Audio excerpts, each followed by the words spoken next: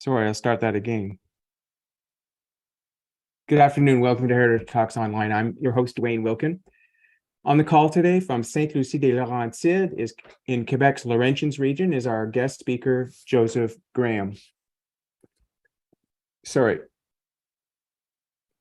I don't think my microphone was on. I'll begin again. I apologize. Good afternoon. Good afternoon, and welcome to Heritage Talks Online. I'm your host, Dwayne Wilkin. And on the call today from Sainte-Lucie-des-Laurentides is in Quebec's Laurentians region is our guest speaker, Joseph Graham. Alison Kirkwood, as always, is running the Zoom controls and live streaming today's lecture on the internet. In 2021, Joseph Graham published a frank history of North America's invasion and usurpation by European monarchies called Insatiable Hunger: Colonial Encounters in Context. As its title suggests, this book is not a conventional account of discovery, settlement, and nation building.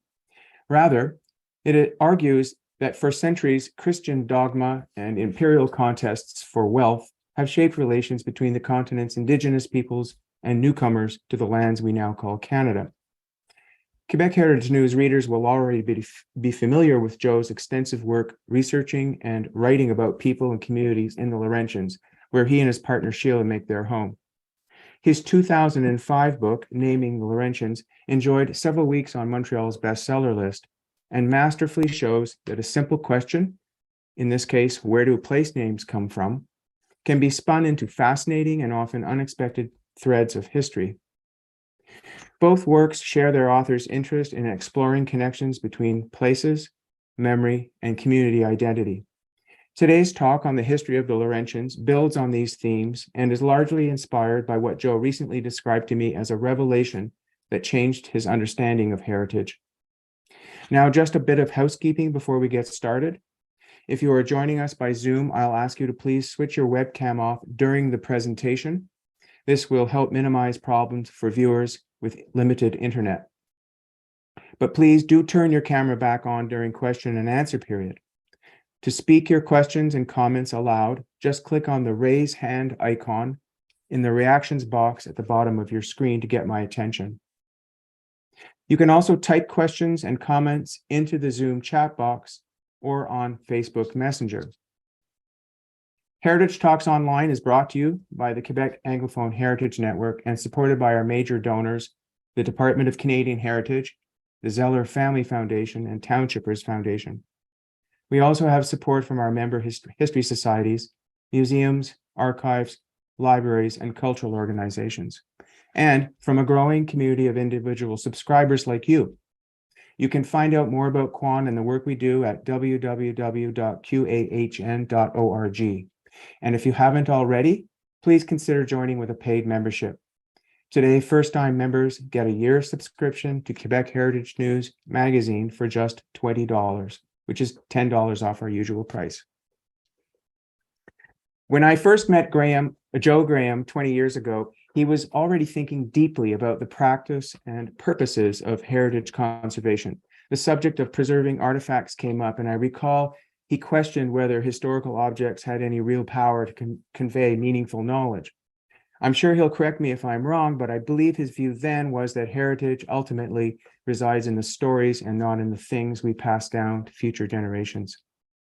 In his most recent book, Insatiable Hunger, Joe writes eloquently about the different worldviews that distinguish Indigenous and European-based cultures.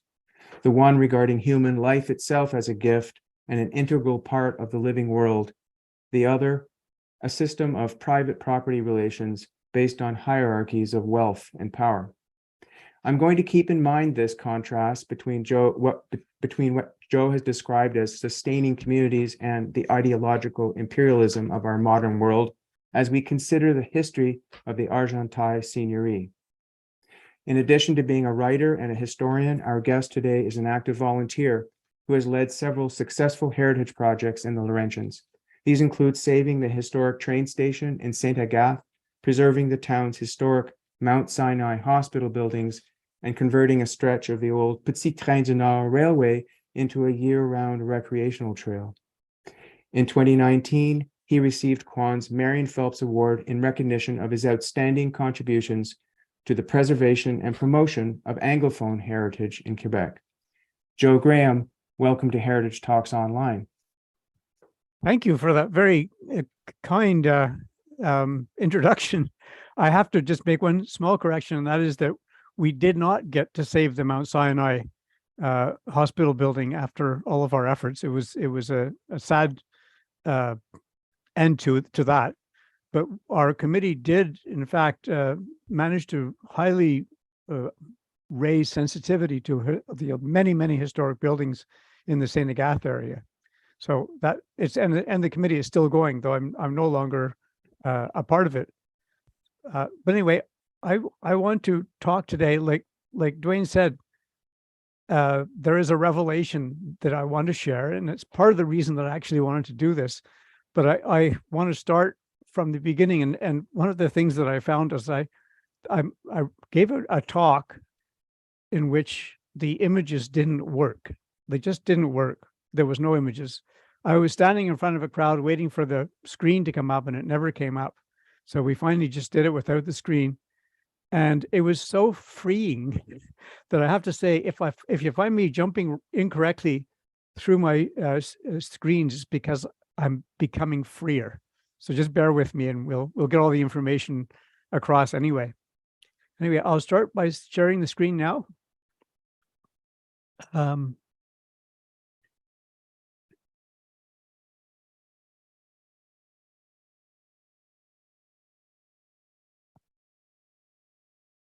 It's a bit of a process to this, as you can see.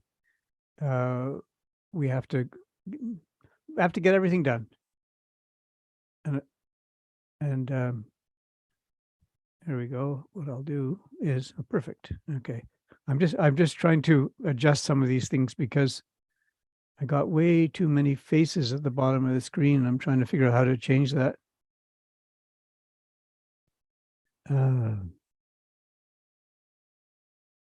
Okay, that did it.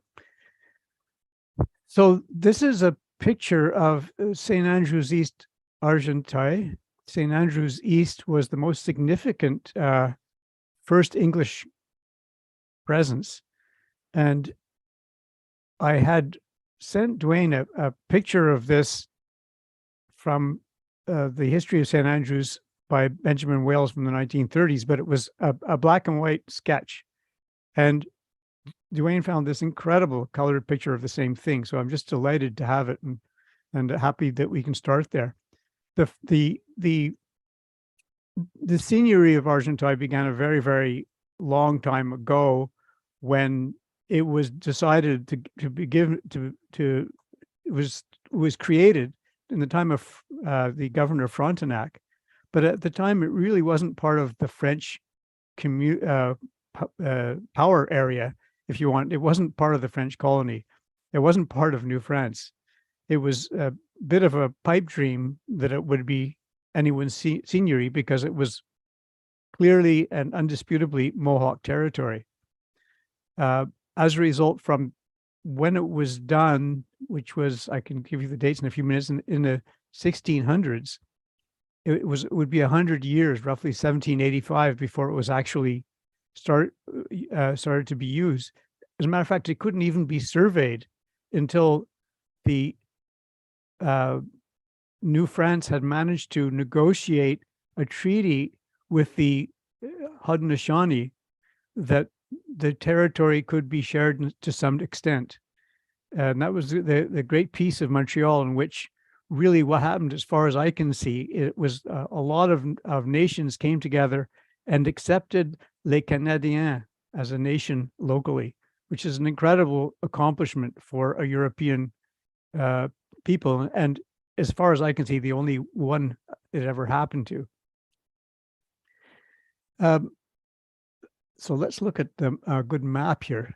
Just in case you don't know where the Seigneurie of Argenteuil is, you can see Montreal here, and you can see roughly where the Seigneurie is in this rectangle. Hoping that is actually visible to you. Now let's zoom in a little bit on it. Again, there's St. Andrews, and you look at this wonderful river going by, the Ottawa River going through here. I'll just try to get a way of showing it to you. And you think, why would the first development, English development, happen in this tiny little river way away from the mainstream? Well, there's an interesting answer to that.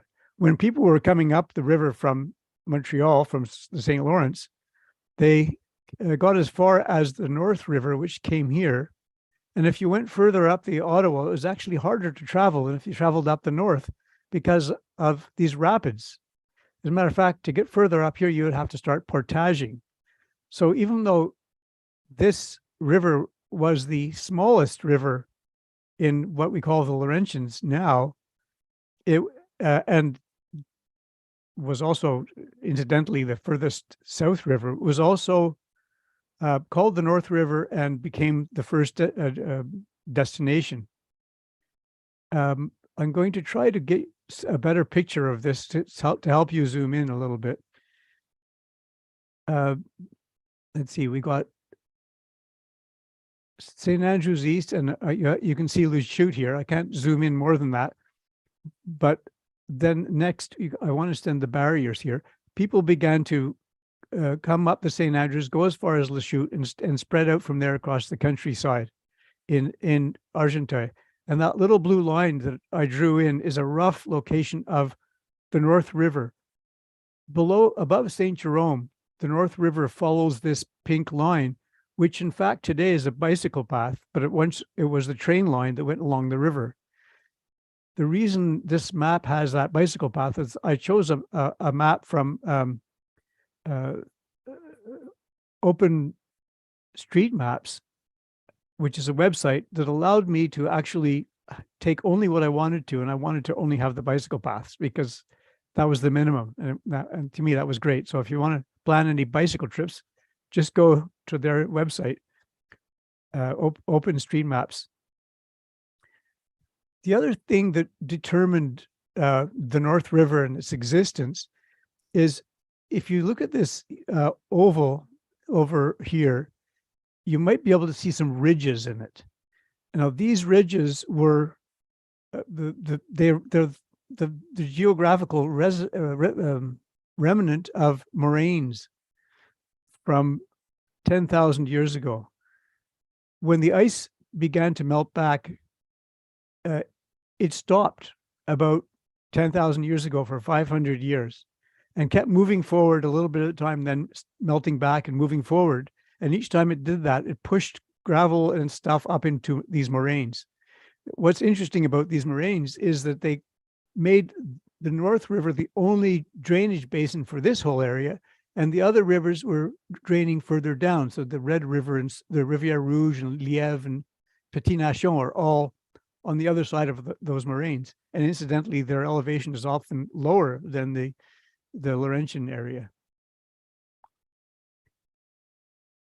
We talk about heritage, and Dwayne, you make a really interesting point, which I really appreciate, and that is, what is heritage? Heritage is something that gives us a certain comfort, and it makes us feel like we belong. And a question that one would have to ask oneself is, why wouldn't we feel like we belong? But it's an interesting question, something we should explore, and part of that revelation that Dwayne was referring to. This building that you're looking at has a wonderful story behind it, because it was the location of the first paper mill in Canada. The seigneur in 1803, James Murray, needed to have a grist mill, and he hired an American named Mears, Thomas Mears.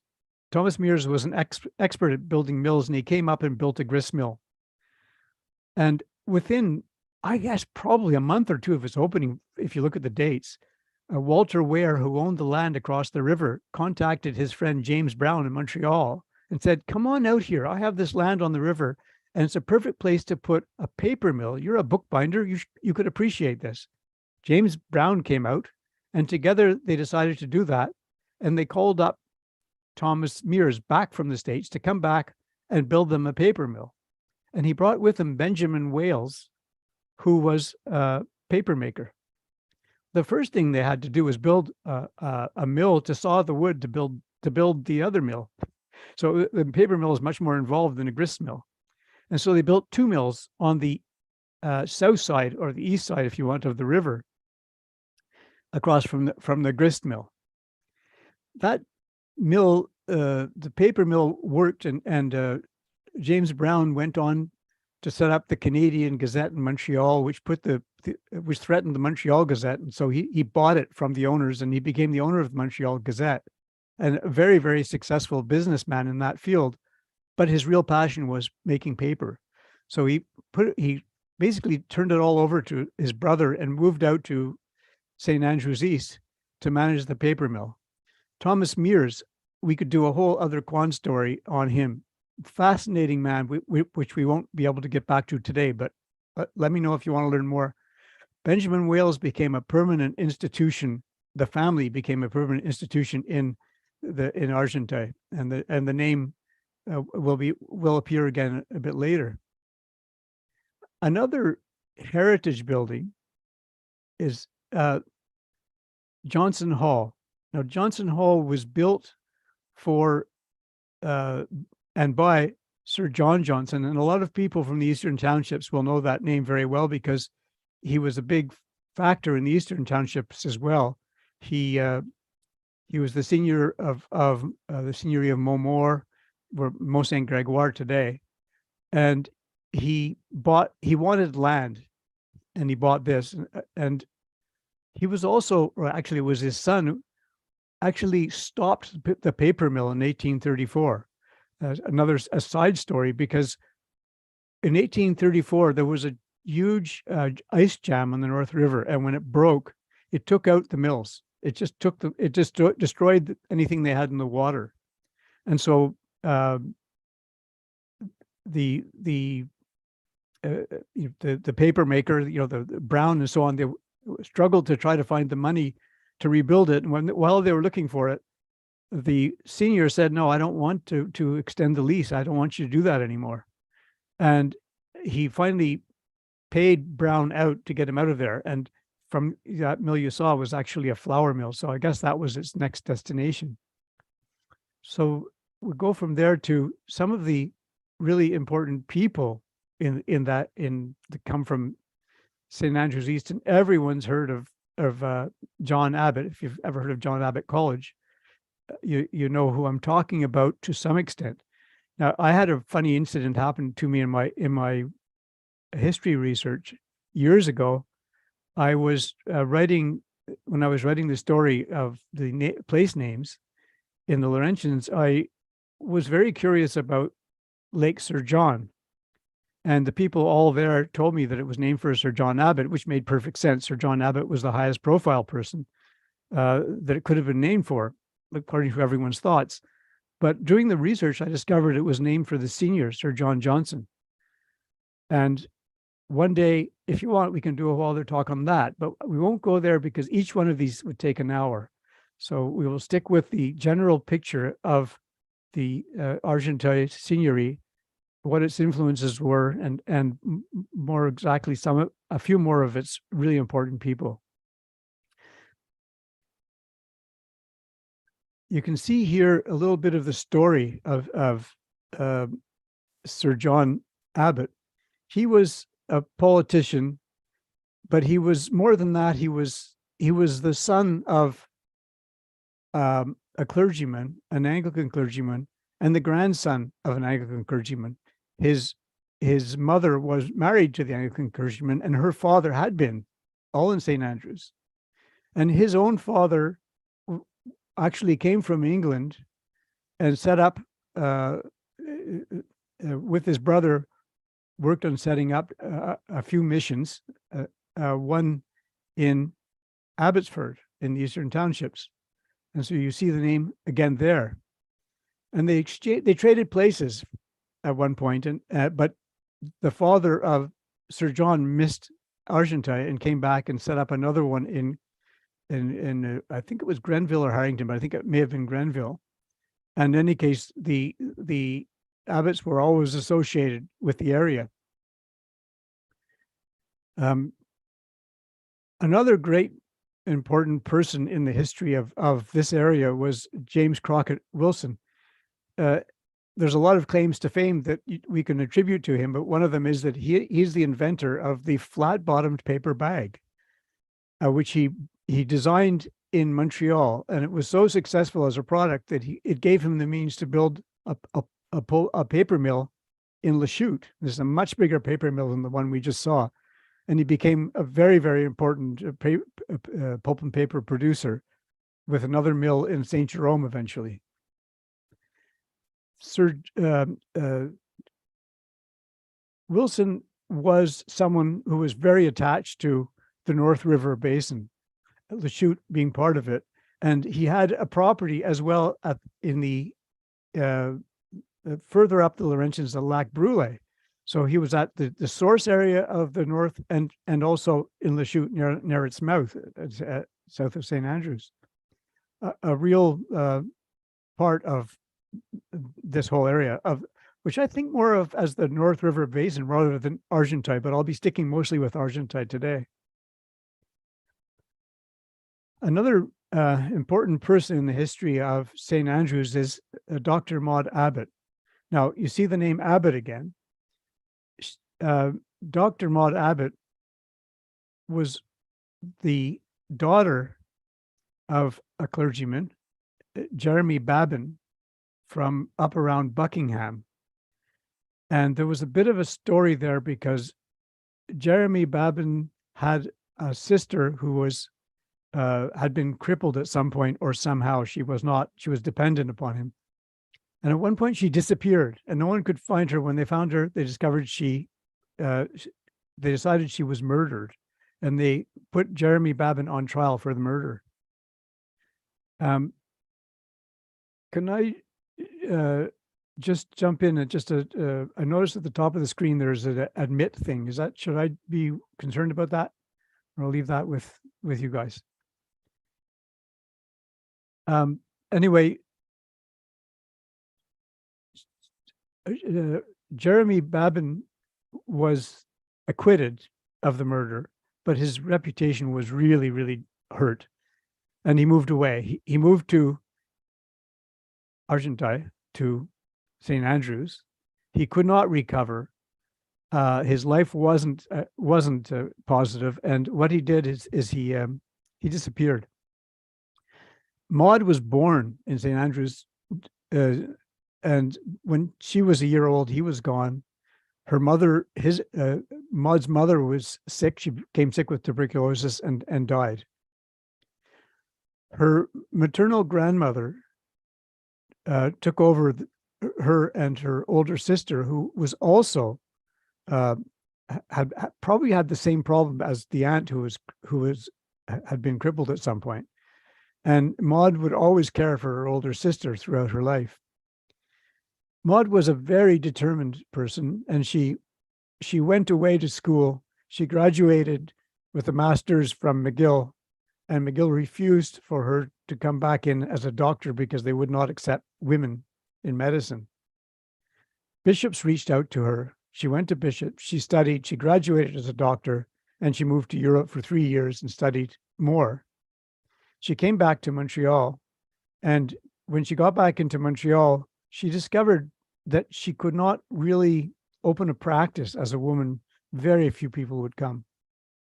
So she managed to keep, the people who knew her and were close to her, they were her patients, but it wasn't enough. And someone reached out to her from McGill and asked if she would be willing to do an inventory of their archives at the museum.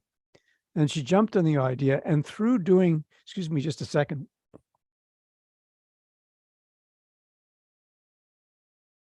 Through doing her work as an archivist, basically studying the records at McGill, she learned and expressed all kinds of information about congenital heart disease. She was such an expert through this research that she became a protege of William Osler, who described her as the world's authority on congenital heart disease. She also was a co-founder of the International Association of Medical Museums, and a lot more claims to fame. She never married, she never had children, and as she aged and her sister passed away, who was quite a bit older than her, and she moved back to St. Andrews and retired there. So when she passed away in 1940, as you can see from the dates under her name. The next person I want to talk about is Julia Grace Wales, and there's that Wales name again. It's nothing to do with the Wales house in the Eastern Townships. That was a different Wales family. But Benjamin Wales, her father, had become a doctor. Benjamin Wales being the grandfather of Wales the papermaker, and he opened up a practice in Bury in the Eastern Townships, where Julia Grace was born. He eventually, excuse me, he eventually took his practice back to St. Andrews East, and Julia Wales studied at McGill, and she became a specialist in William Shakespeare in literature. And she taught at the University of Wisconsin, next at the University of London, then the University of Cambridge, and then, to her horror, World War I began.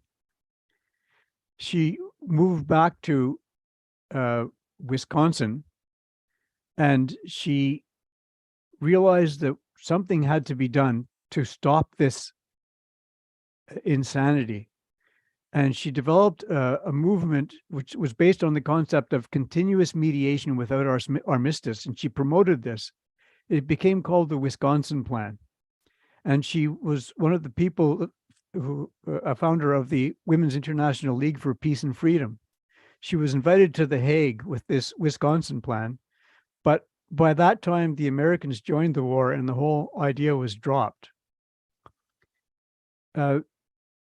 Julia Wales also never married. She moved back to the Eastern Townships also for her retirement. And you can see that these are two extraordinary women. So I'll go on from here and we'll look at some more of the history. Now, this is the North River, a picture of the North River, and you can see that someone didn't quite get the S's right on St. Andrews. And I like this picture because it reminds me that about Elon Lee, who was an American, the first Americans who came to this area, and they were Americans. They were not necessarily loyalists, though some were. Some were people just looking for a better life, because when the United States began, it wasn't suddenly a great success. There was a lot of debt, there was a lot of economic need, and a lot less opportunity than would come later. Elon Lee set up a hostelry in St. Andrews East that was a center for everything. A hostelry at the time had a different ring than it would today. It wasn't so much as a place to go and have a drink as it was a place for the community to meet. If you can imagine, there wasn't automatically a church, and sometimes there would be a hostelry before there was a church.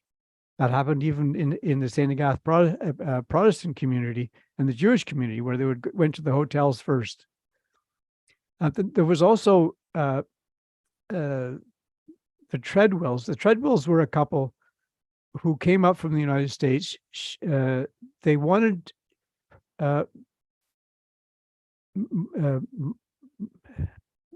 they wanted to set up a trading post. Now, this was not something that you would do because you needed the money. It was something you do because you knew how to do business and you could make some money. And they had money. They were fairly strong people, and they set up a trading post on the Ottawa River, north of the route up to St. Andrews. Peter MacArthur and his wife Phoebe Lane also came, and they set up a farm on Carrion Mountain. And Phoebe's brother Jedediah came to visit them from Jericho, Vermont. Now, Jedediah loved the Ottawa River and wanted a piece of land, but there were none available. So he decided that he could be just as satisfied with acquiring a piece of land on both sides of the North River surrounding the falls, or La Chute. So he became basically the founder of La Chute. There's a lot of story. You can see his purchase. What he purchased was the original location of La Chute, and its parish name became St. Jerusalem, and it had a larger territory than the parish of St. Andrews. So it created a situation of a little bit of competition between the two areas. Jedediah sold his property. By the way, he was a widower with 9 children. He wasn't a young man. And it was another. You could probably call these guys early venture capitalists. You know, they wanted to make more money. They didn't need more money, but they wanted to make more money. But he sold all the land to people from Jericho, Vermont. Now, these people were the Green Mountains people. They were mountain people. They were rugged. They came for the trees. They had no knowledge of farming.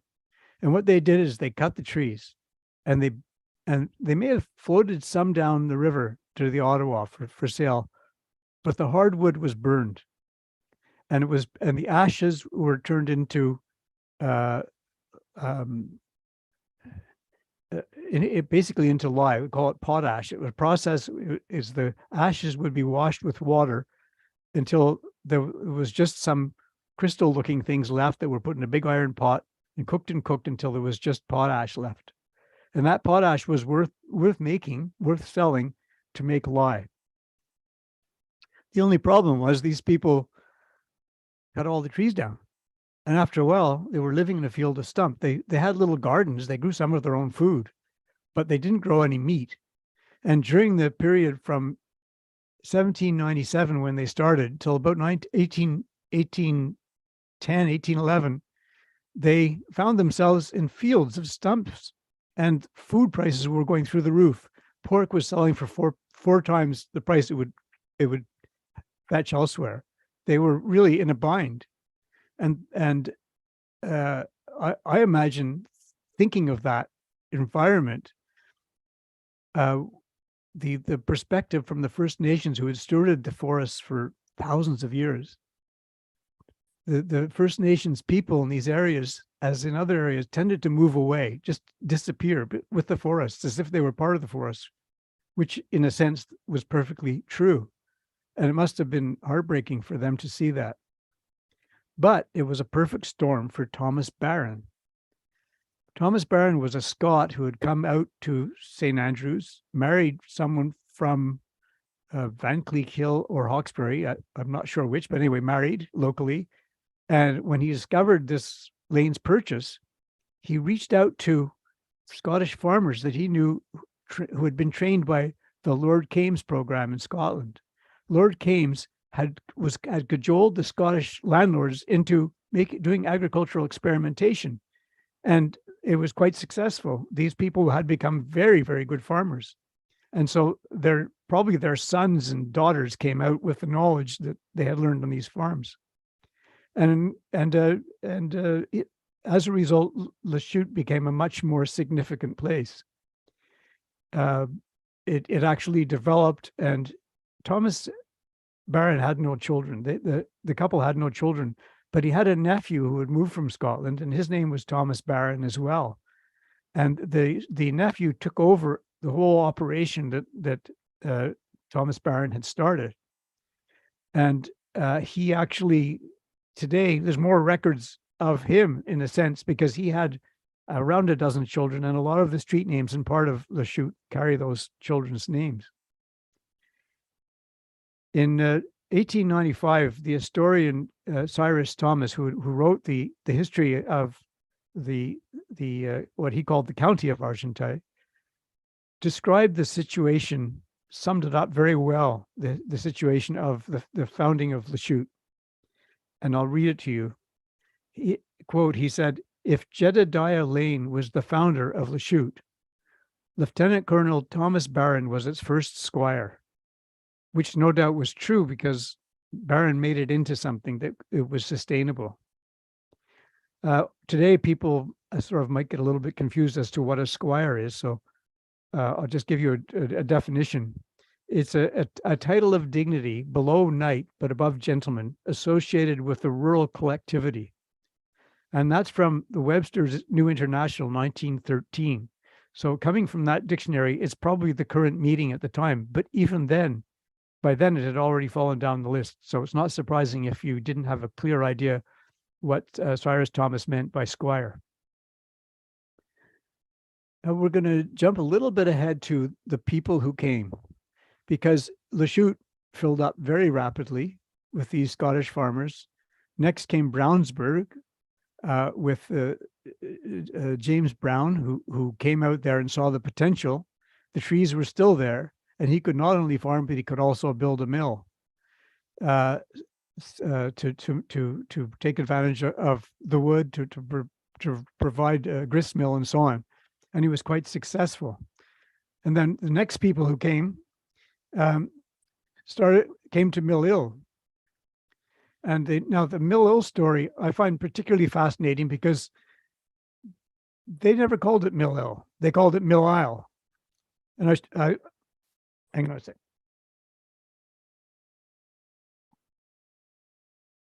I hope that helps. Sorry about that.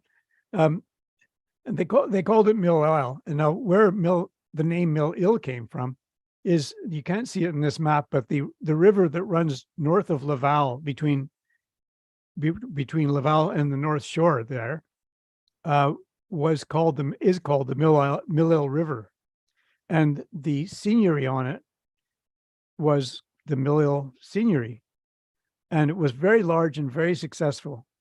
And at one point, it was given an augmentation, a small augmentation, which came into this area of Argenteuil. And as a result, the explanation for why these Irish colonists wanted to go all the way up what they called the St. Andrews Road to this place way out in the far woods was a little bit of a mystery. Why were they going such a distance to go to Mill Hill or Mill Isle? They also set up some other little villages around, like Bretonville and Cambria, which are Irish influenced names. But the name they wanted to stick with was Mill Isle. Some of them got as far as Morin Heights, as you can see up at the top here, Christyville and so on. But why did Mill Isle name survive? I began asking people currently there who are descendant of those earliest colonists, and their names, the early colonist names included Kirkpatrick and Kilpatrick, and they were the same name, I was told. They came from each side, from between Ireland and Scotland, from each side of the water, and the Kill and Ker simply meant church. So this was this left me no further ahead in understanding why it was called Mill Isle, but people insisted to me, yes, that's how you pronounce it. So I went on to Google Maps, if you can imagine, and decided to travel to where they came from, County Down, I was told, and to Downpatrick. And I went there on Google Maps, and I looked and looked for everything I could find out about Kilpatrick, Kirkpatrick, and all of the other names that I'd been given. And lo and behold, I spotted this little rocky spot offshore in the water called Mill Isle, M-I-L-L, an island that must have at one point contained a mill. And I thought, my goodness, they were going home. It's a little bit what you would call heritage, I guess. The next place to discuss is St. Columban. Now, St. Columban is a big story of heritage. St. Columban was founded basically at the request made by the church to Father Patrick Phelan, who was a gentleman of the Order of Saint Sulpice. Now, the Saint Sulpice is I'm known to everybody here for the Sulpicians, the order that saved the early colonists of Montreal and created another home for further away in de Montagne, where they brought Algonquin and Mohawk people up and planted them next door to Kanesatake, and then claimed all the land. That's another story, but Father Patrick Phelan was from the same place in Ireland as a very, very important person in Irish history, and that was Leinster. Saint Columba, not Columban, had been in the years in the late 400s, the early 500s. He had done a terrible thing there. He was a priest, a brother, and he had actually, in anger, killed somebody. He was judged and ordered to, as his penance, to convert 3,001 people to the church, to Catholic Church.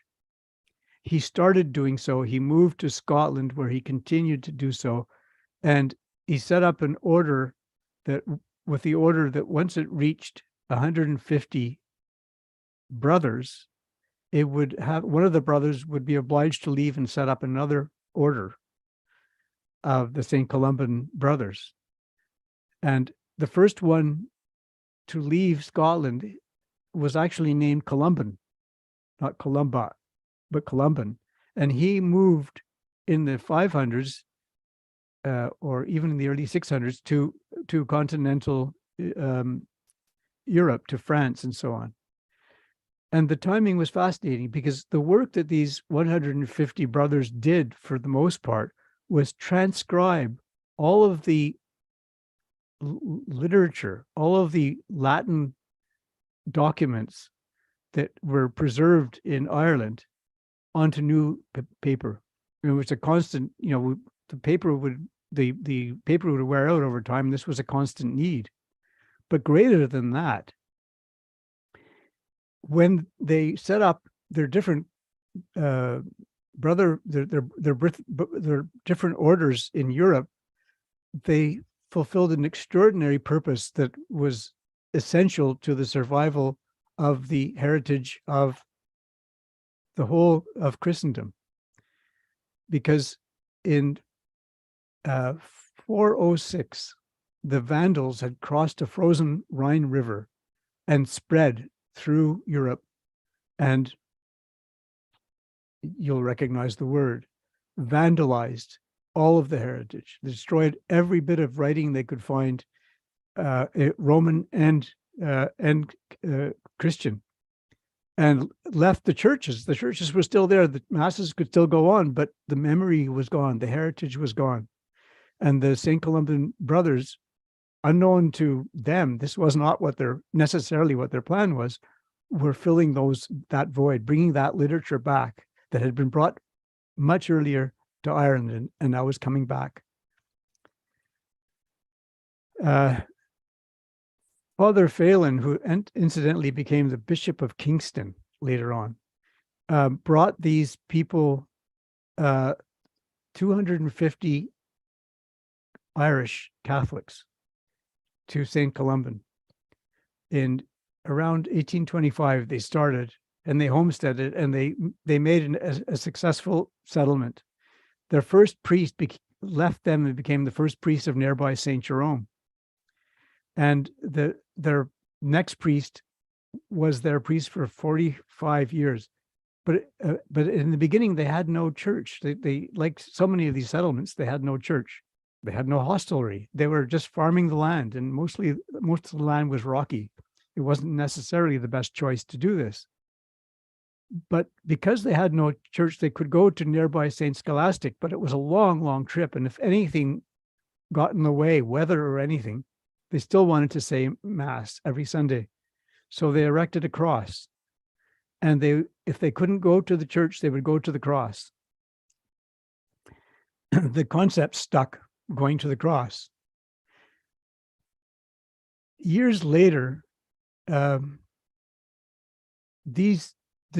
children, the descendants of, and I was really surprised because I was going through this talk to practice with a friend of mine from British Columbia, and he said, "Oh, my family came from St. Columban," which really amazed me. I never knew that.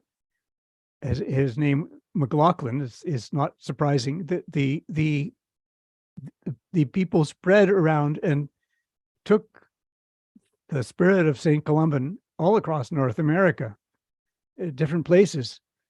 One day, Fergus Keys, who's probably with us today, and some other people discovered that the cemetery in St. Columban, the old Irish Catholic cemetery, had been vandalized. And they sent out a call to all of these people who had emigrated and asked for help to restore the stones. And and the heritage was restored again. So I think if you have ever passed through St. Columban, your mission would be to restore heritage. I don't know. I suspect Fergus Keys may well have come here and talked about St. Columban already at Quan, but if not, I hope he does, because there's a lot there and they still have need. So if you are a St. Columban or not, please help. There's a lot of work to make sure that people still have that intact, and many of them come back just to, as they would say, go to the cross. The next region I want to talk about was Irish again. And this is a really fun search for me, because I wanted to write the story of the origin of gore. And Luke Matters was a friend of mine, the late Luke Matters, and he was really excited by the project of it. And he said, "Joe, you have to understand that it's not gore, it's the gore." And we explored, and the official books said it was named for Francis Gore. Francis Gore was the first. He was the governor of Upper Canada before the War of 1812, and he was his specialty was connecting with people and making them feel important. And he wasn't very good at being a governor during a war, so he was withdrawn. And after the war, he was sent back again.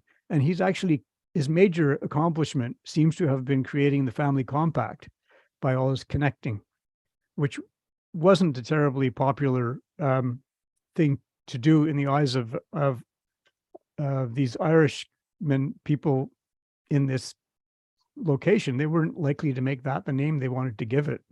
So the other option was Sir Charles Stephen Gore, who was one of the British military leaders in the uprisings of the 1830s. Again, improbable. These people were basically destroying Catholic property in the eyes of the Irish. So Luke and I kept working at this, and one day, I don't know whether it was he who found it or I found it, or I can't remember, but what we found was the petition asking for this land to be made officially their property, so that they would not be simply homesteading on land that belonged to the government and that they had no right to be on.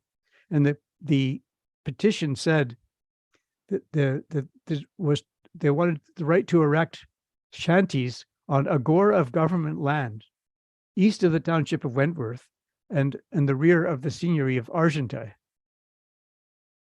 Now let's go back to the dictionary again. The Canadian Oxford Dictionary describes a gore as a small strip or tract of land lying between larger divisions, as example of townships.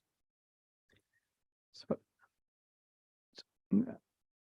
now I wanted to get back to something. We can talk about other aspects and there'll be questions, I'm sure, but right now I want to jump back to that revelation that Dwayne mentioned.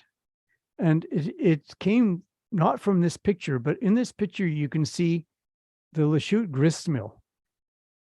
Now, I was in St. Agathe and I was reading the history in St. Agathe and I discovered this odd story of a monster that had lived in Lac des Sables, which is one of the rivers, one of the lakes that feeds the North River. And in this story, there was the monster was described in quite detail in the very early days. And I thought, it sounded an awful lot like the same description that Jacques Cartier had given of what they call a harbor seal. And I thought, well, that would be silly. How could a harbor seal come out all the way up the North River? And then I was reading Cyrus Thomas, and he was talking about Mr. Clark and his fishing accident. And it turned out that Mr. Clark, a local farmer, had brought his grain to the mill to have it made into flour, and he decided to go down a little south of the mill and fish while waiting. And he fell in while he was fishing for salmon. And I thought, salmon? Now, Mr. Clark drowned. We don't even know his first name. I suppose we could find it if we looked hard enough. But the story here wasn't so much Mr. Clark's fishing accident is what he was fishing for. And that was it. Did a salmon pull him in? I don't know. But salmon in the North River, if there was salmon in the North River, that might explain that before all the dams were in place and all the mills and so on, there was a quite different world in that North River. And if that North River, then a huge number of the rivers going up, going off the Ottawa, and perhaps the Ottawa and rivers going off the St. Lawrence, salmon runs. And I thought, what a different world. This sounds like the West Coast. But the thing I was also discovering is the mills were very important. And I looked at that mill in this picture, the picture of this mill, and I thought, imagine from a heritage point of view, what an incredibly valuable building that could be as something to save from our past that would give us a sense of belonging.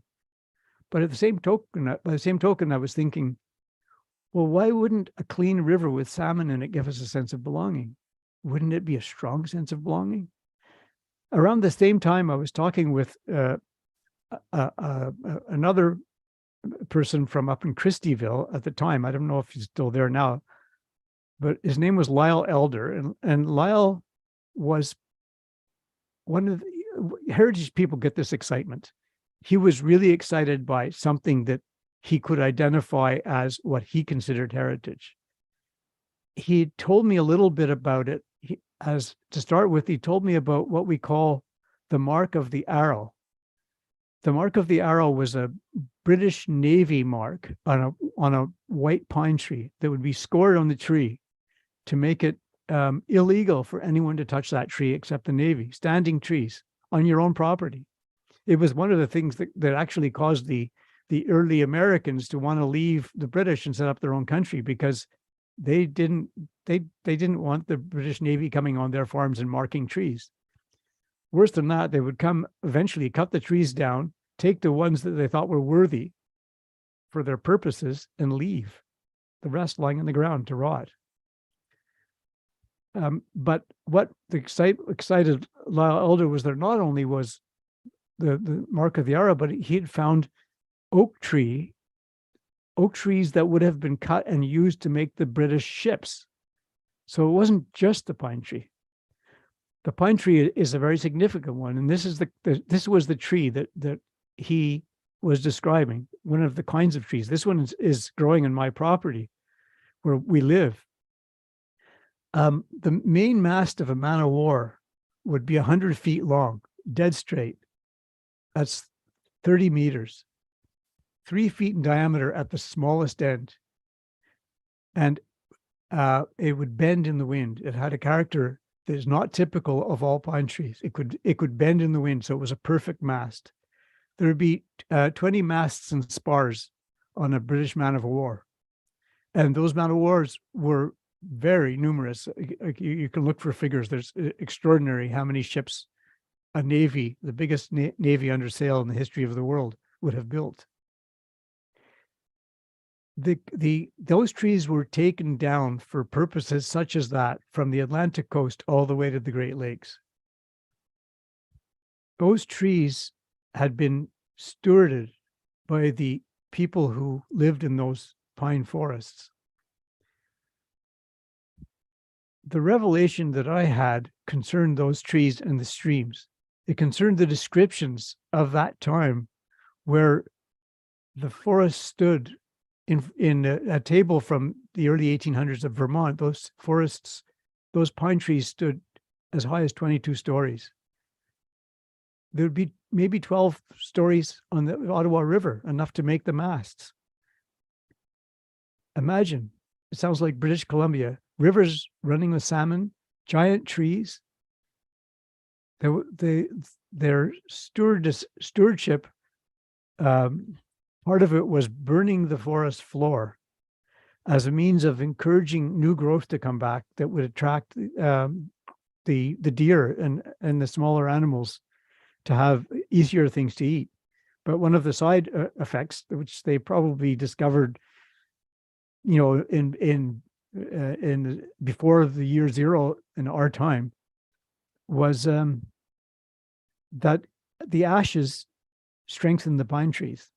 So the pine trees grew larger from the fires, and they resisted the fire themselves. So the pine trees became a very important part when an Iroquoian community wanted to build a village, whatever. What they would do is the men would go and cut some of these trees, build a palisade with it, and then the women would farm the clearing that was made, and they would farm it for about 15 years. And then they would move on to somewhere else, and no one would be able to use that land for another 70, 75 years. Let it grow back properly. So the thing is, we didn't know. I mean, in Argenteuil, we look for artifacts. People everywhere do the same thing. And you can see in this one, this is where Dar des Armos battle was that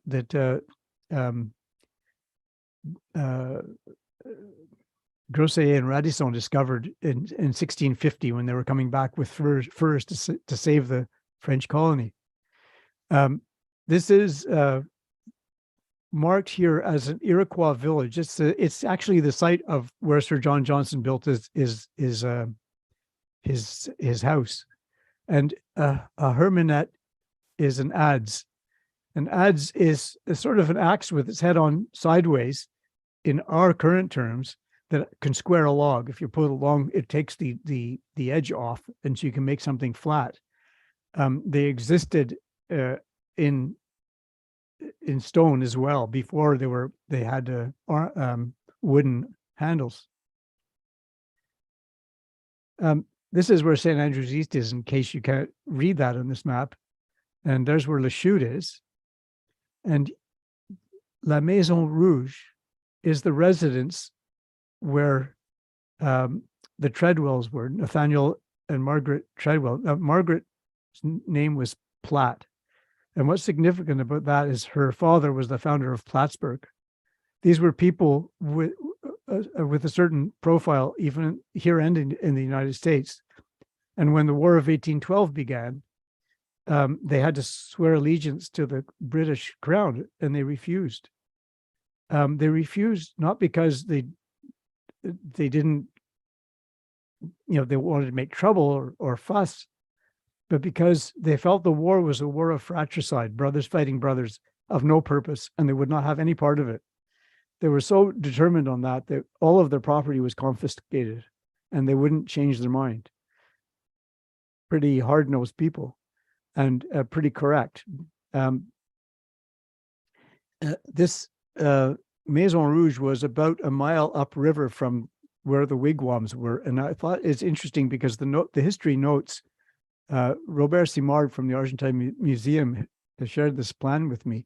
The history notes, and even Dr. Benjamin Wales, when he actually wrote the history of St. Andrews, described them as wigwam, what they found there, were more likely Algonquin if they were wigwam, because the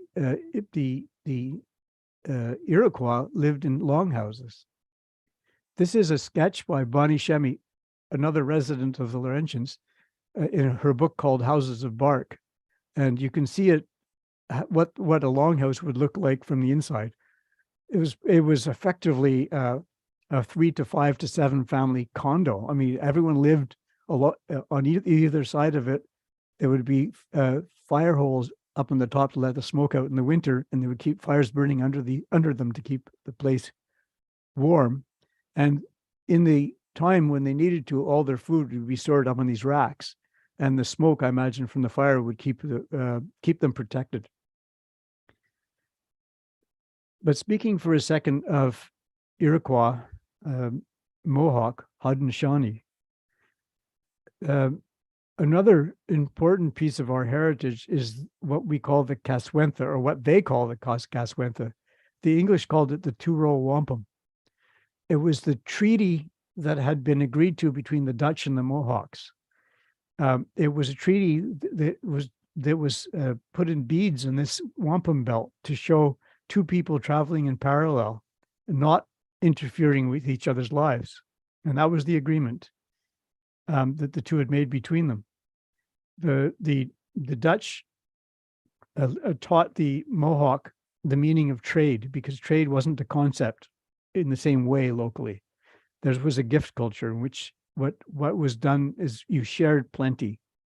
And what the Mohawk did is they shared the plenty with their sister nations in the Haudenosaunee Confederacy, which ran along the south shore of the south of the Great Lakes from New York west.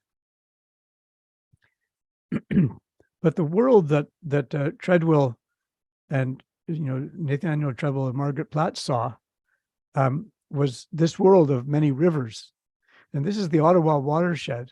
And you can go back to my wondering for a second about those salmon. There was certainly enough salmon to imagine them running through incredibly mature forest all along the Ottawa River, and you can imagine the sense of plenty. The stories were of the bird, the tort, which in English we call the carrier pigeon. When they flew over, there were such crowds that they would darken the skies. Incidentally, among their favorite food was ticks. So they probably made the whole world that these people lived in much less affected by insects than we experience now. The main people, the main nation on the Ottawa was the Kitchesperini, marked here. And interestingly, when the war between the Haudenosaunee and the Huron-Wendat began in the mid 1650s, most of these other nations became sort of oppressed by the war going on and moved further north away. And so this whole territory was taken over by the Haudenosaunee, particularly by the Mohawk at this end and the Seneca at the other end of the Great Lakes. The Huron-Wendat were just one of the Wendat nations that spread basically on the north side. And we won't get into too much of a story there, but they were adopted by the Six Nations and became part of the Six Nations. The other people that were here were the Weskarinis, and the Weskarinis were also basically what we could call the original people of the river systems where we now live. Their center was Petit Nation. There's the Rouge and also the North River, which I had to sketch in this one so it might not be accurate because it wasn't marked there. It wasn't considered important enough in Indigenous times to have been marked in, I guess.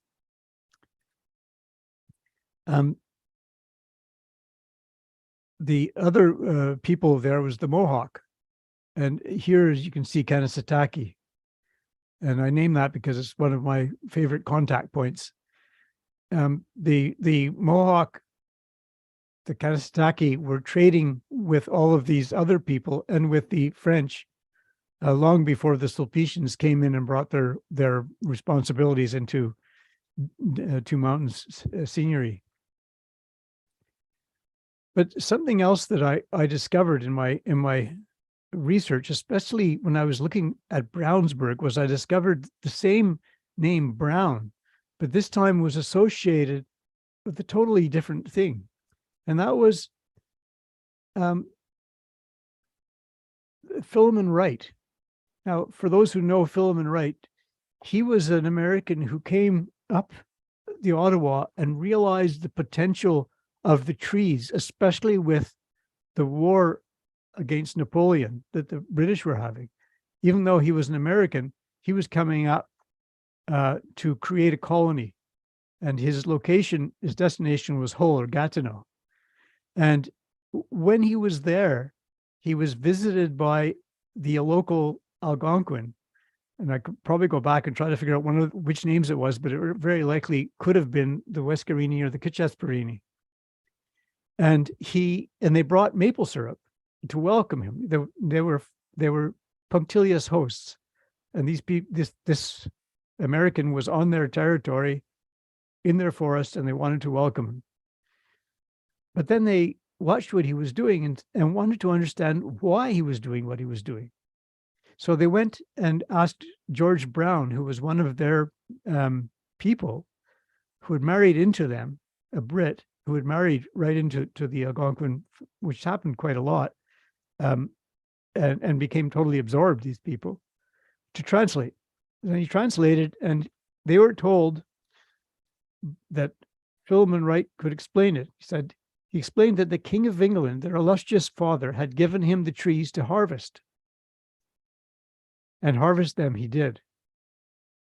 He cut the logs, floated them down to the Ottawa, where they were made into these rafts that were floated down the Ottawa to the St. Lawrence, all the way to Quebec, where they were put together and shipped over to England. What was happening in England was that Napoleon had blocked the North Sea from the British. And the North Sea meant they couldn't get to the Russian pine trees that they had become dependent on from their mass. Good strategy for Napoleon, a poor strategy for the people who wanted to live in the trees. I have a picture here of these are a picture from my place, the view from my place, and they're far away, so they look a little blurred to make them a size that you can actually see them. But these are huge trees, and I believe that they can come back if we can believe them back. And I think that the North River, the pine trees, the birds, the deer that come in under them, all of these things are a part of our heritage, and that's the revelation I had. These are part of our heritage. We don't think of them as heritage because they weren't really our heritage. They were the First Nations heritage, and they're not really gone. They're in better shape than some of the old buildings we could restore and have restored. But they need our love. They need our attention. We need to believe. The North River has no more dams on it anymore. It's flowing freely again. A lot of the forests are second growth now. A lot of the banks are second growth forests that are just waiting for a fire to take them down because they're not really being stewarded at all. Maybe it's time for us to go back to those First Nations people who are still here and could have answered a lot of the questions that our archaeologists had to struggle through, and show us how we could bring these back. And we can do it ourselves too. We could just do it on our own properties and start thinking of our world that way. So what I wanted to share with you was the early English heritage. This was originally conceived as the Argenteuil, which was an English colonization period. And I wanted to show you what spread out from there, and I wanted to show you this revelation. And so now we're back, we're at the end of the talk. And I wanted to remind you that if the St. Columban Order could do it in Europe, and others could do it, like if Julia Grace Wales could make such headway against war, surely we can bring this heritage back.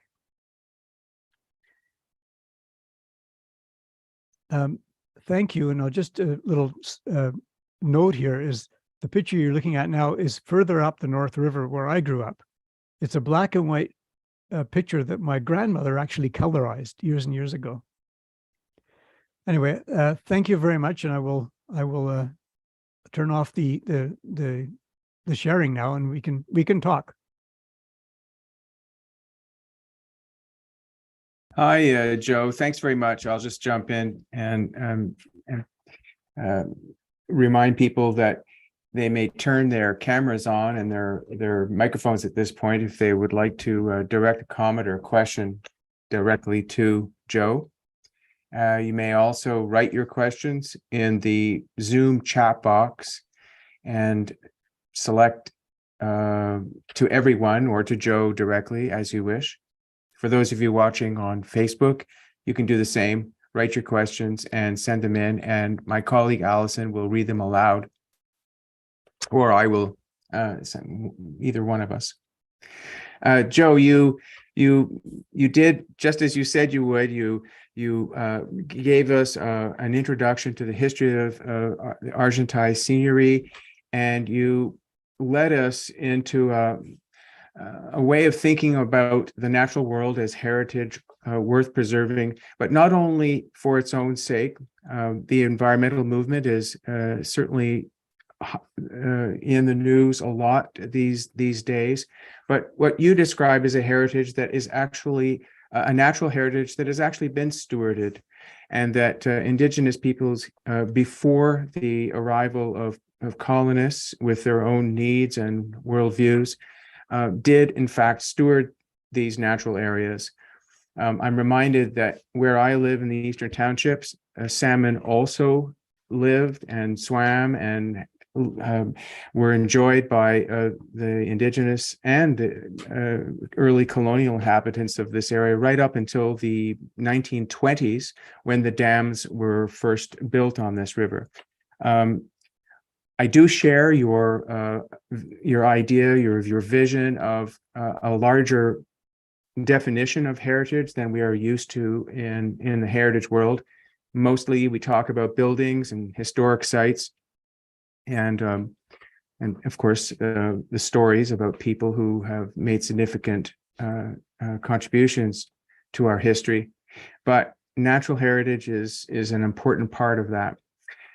So I'm going to turn the floor, as it were, over to questions.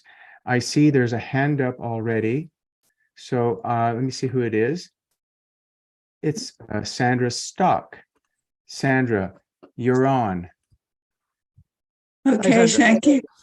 Okay, I know Joe quite well. Like me and many other people, and some of them are on here, we've spent a lot of time researching and writing about and talking about the heritage of the whole Laurentian area, and there's so much. I noticed everything, and it's a very diverse kind of heritage as well. You hardly know where to begin. There's so many possibilities. A couple of things. One thing that the Mourne Heights Historical Association has always emphasized has been our natural heritage, along with the usual things that you expect with historians, not just stories of people, but stories of trees. For example, Mourne Heights still has, and I hope you're there, a first growth pine tree at the very far end of Echo Lake Road. It was on the cover of our Porcupine number 8 in 2006. I don't know if you can see it. Anyway, its circumference was at least 16 feet around. One of the, I guess it wasn't cut because it was a little irregular, so it survived. Also, I thought of something when Joe mentioned the story of the monster in Lac de Sable.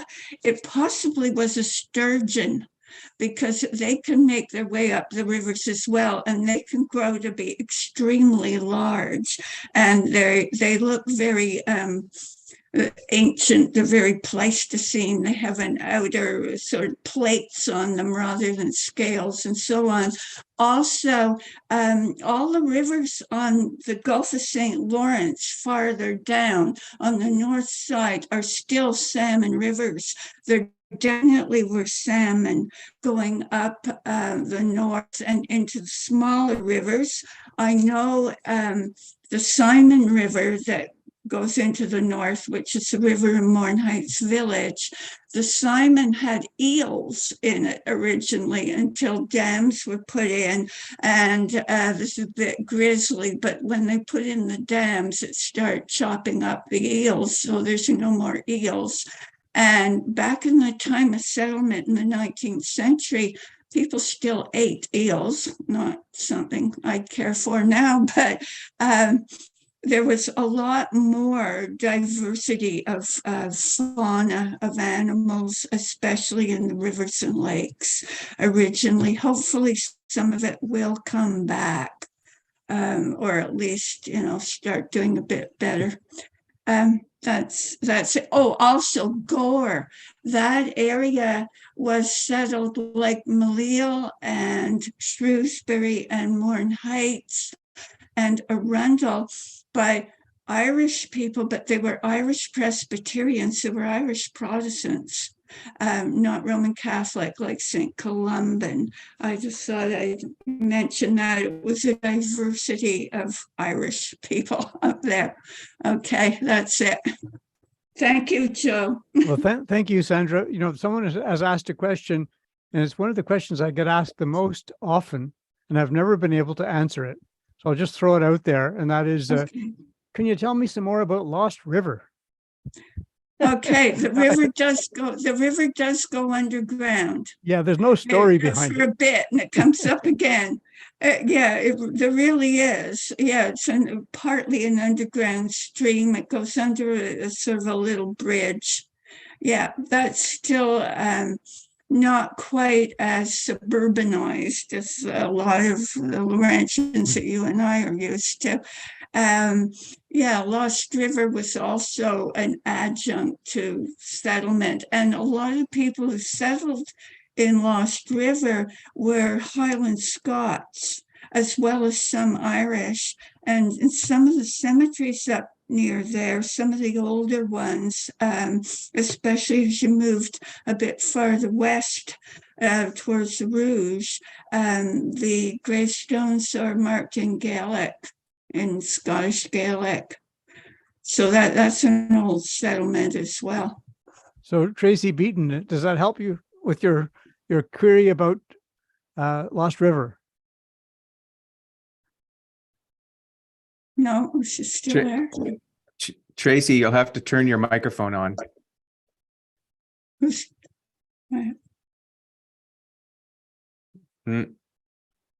Well, in any case, We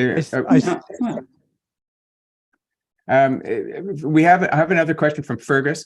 A question from Fergus. Fergus, I'm going to unmute you. You may take over now. Okay, thanks, Dwayne.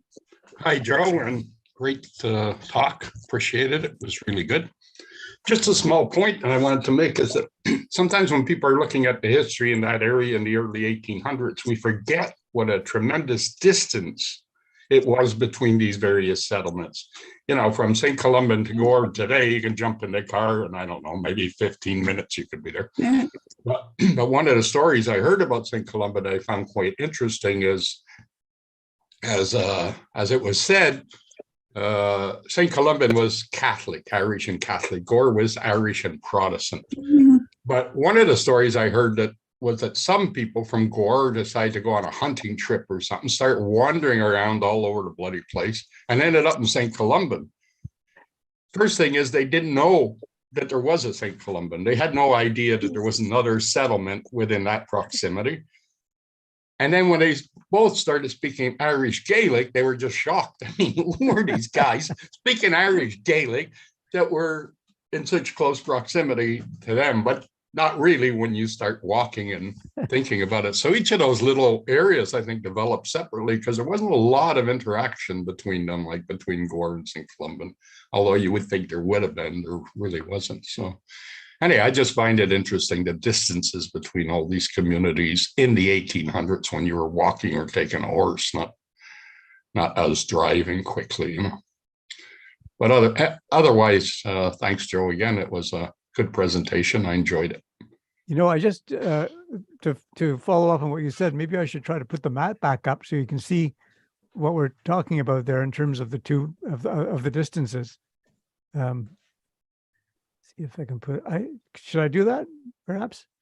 Because I mean the distances are huge, and especially if you try to imagine walking them on foot. Let me just see. I'm just reading my. Oh, we have a comment from Tracy as well. She says that she's descended from one of the original settlers, a man named Neil Beaton, who came from Gleneagles, Scotland. And Mary, go ahead. The comments are great for different people's contacts. Kathy O'Rourke from St. Columban. Chris Judd, who from the Philemon Wright settlement.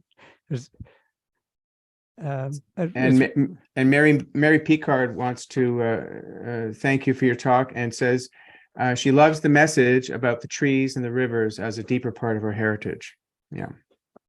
I have maybe a request for you, Joe.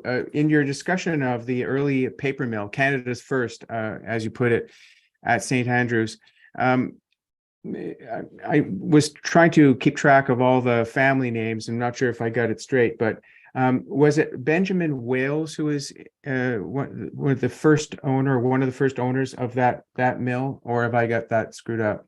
You're quite right. He wasn't the owner. He was the paper man. He was the person who knew how to make paper. So he came up with that.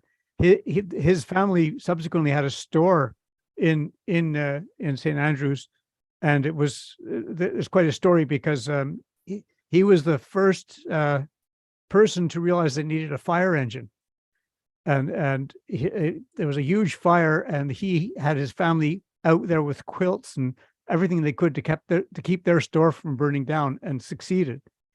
And the fire engine intrigued me because it's still at the museum in Argenteuil. So when the museum is open again, we can go back and see it.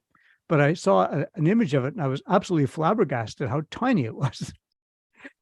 And his son was Dr. Thomas Wales, Dr. Benjamin Wales. Sorry. Okay, thank you. Another thing that was curious in your was a news to me was there appears to be a lot of archaeological work going on in Argenteuil, in that area. Can you tell me a little bit more about that? You had a screen. You went over very quickly, but you were using the screen primarily to show the location of some of the homes, such as the Platts. But is there a fair bit of archaeological research now going on along the Ottawa River and its tributaries? Not so much Argenteuil, but yes. And you know, one of the stories that I learned was when the Innu Montagnais brought Champlain up to the Ottawa River, they introduced him to the Wescarini, whom he called the Petite Nation. And they called them the Algonquin, which became Algonquin. And it seems that Algonquin came from a red coloring that they used from Lake Nominang, which drains down through the Red River, the Rouge, to the Ottawa. The archaeological interest is largely there because it's also the last site, the last battle locally between the Mohawk and the Algonquin. And there was a large settlement. It was the safety core of the Wescarini. And one of the things they found up there absolutely blew me away. It was a ceremonial axe, shiny blue stone, 6,000 years old. It puts things in such perspective because that is ancient. I mean, if you try to put 6,000 years on our calendar for a second, you're talking the same time as the Tigris Euphrates people, 4,000 years before the current era, as they say, BC. But they're finding there's two school teachers who started this, and they get the archaeologists in. I wish I could remember their name, but I could look it up. But they're doing an incredible job of digging up the architecture, the archaeology of that ancient type, the rebuilding a past. Very interesting. Very interesting. Are there any other questions today that or comments that our participants here on Zoom would like to make? Well, I would like to thank you once again, Joe, for participating today. As always, it's a pleasure to work with you. And I thank all of you for registering today. Our next Heritage Talk will be next week, and we have a great talk has been put together by Mark Gallup. I have a bit of a headache today, excuse me. Not in 100%. Mark Gallup has put together a fantastic story of the St. Lawrence waterway system from its early beginnings as a brainstorm and a scheme to right up to the modern day. We had a chance to look at it yesterday very quickly. It's going to be fascinating. It's next Thursday, February the 16th at 1:30 p.m. And I look forward to all of you coming back then. If you haven't signed up for it yet, it'll be great. You have a few more minutes left if you want to claim the 30% off discount for a membership in Quan. And I think Allison's going to run that information again. If not, she'll put it in the chat box. Thanks for joining. Until next time, stay curious. Bye. Thank you very much from all of us. You're doing a great job with this series.